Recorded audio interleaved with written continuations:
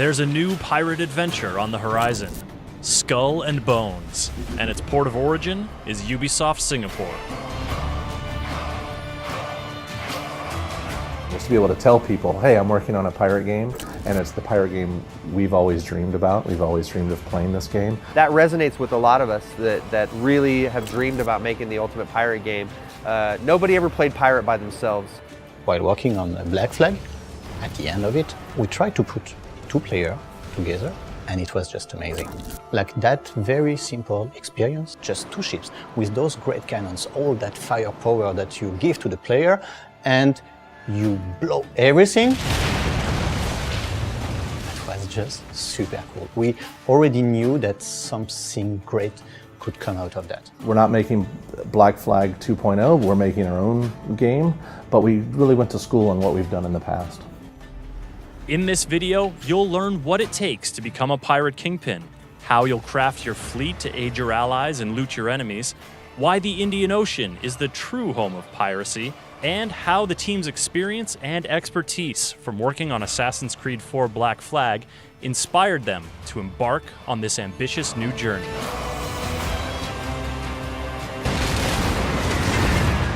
Our pirates are at the helm of the ship, so we control a giant tall ship across different classes of ships, from a small sloop to a giant frigate. The pirates themselves start out with one ship, and over time they're going to collect more and more ships. And that gives them lots of, like I said, play style options and ways to take on their enemies.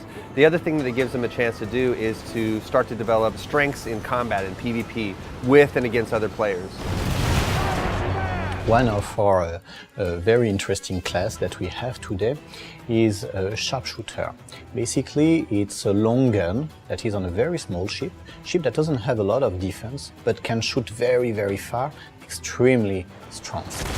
And we also have the frigate, which is able to basically sponge up damage. And it's very deadly when it gets its broadsides zeroed in on its target. So our vision for our classes and our ship types is very similar to traditional RPG archetypes. So we want players to have a familiar system that they understand from playing other games and other genres. We want to give the players opportunities to have lots of these different ships, so I can, depending on my situation, switch between my ships to support my teammates or support my friends, or to betray my friend or betray my former ally. The combat that we wanted to bring was multi-dimensional, and one of the strong dimensions is the positioning. Which side of his hull is stronger than the other, but also what will be the direction and the position that will give him an advantage in terms of wind positioning. The pivotal breakthrough for the experience of navigation and combat in Skull and Bones is using the wind and the ocean itself. And for us, wind is that tactical layer that lays on top of our systemic ocean. So wind is not just a navigation tool, it's how you assess a situation. It's used for positioning, to be in the right position to strike. It can be used both offensively and defensively. It's a way for you to escape quicker and gain an advantage on your prey. So we can read it in every single element of the world, read it in the stream that you can see in the world, read it in the sails, the way they are turning, the way they are inflating. The ability to position your ship so that you can bring your weapons to bear, and all kinds of different weapons, from mortars to rockets to cannons. There are a lot of key things that you have to juggle. You have the ability to go up to the crow's nest. You have a much wider FOV, almost a 360-degree if you go around view of the environment. That helps you make decisions using the wind, the environment, and the position of your target. Position fixed! Open fire! So when you're constantly learning the abilities of your ship, compounded by the weaknesses of your target, you're even able to become a more deadly predator.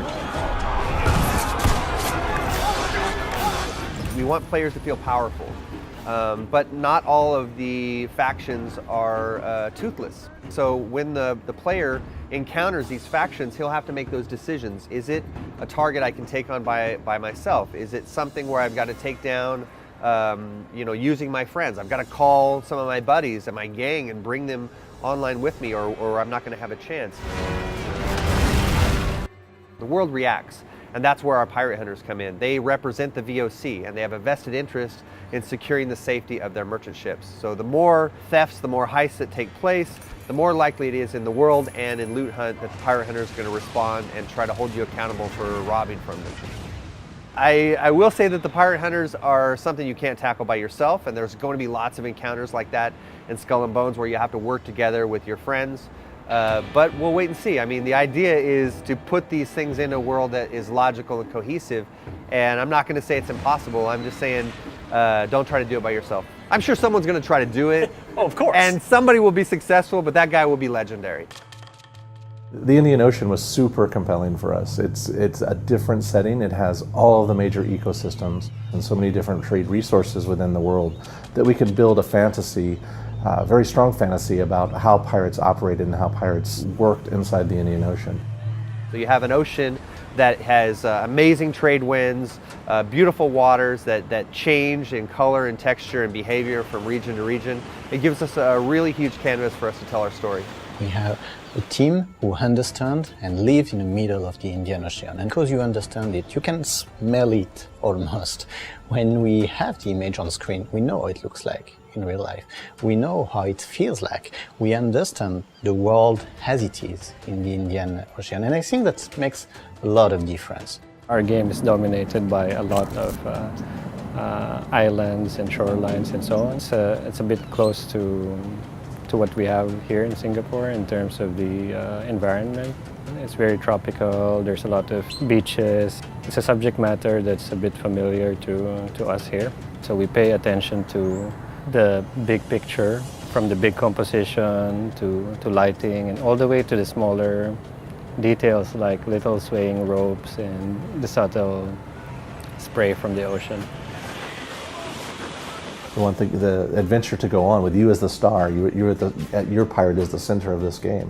And then if every player is the center of the game, we make these communities and we make their own stories.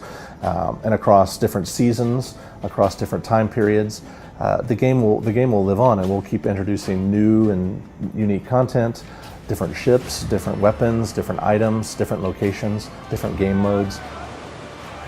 And I think that's what makes Skull and Bones so special, is this idea that you can create your own gang, you can have your own identity, your own flags, your own emblems, your own colors, and you can go to war with each other and build your gang up to take over the whole Indian Ocean.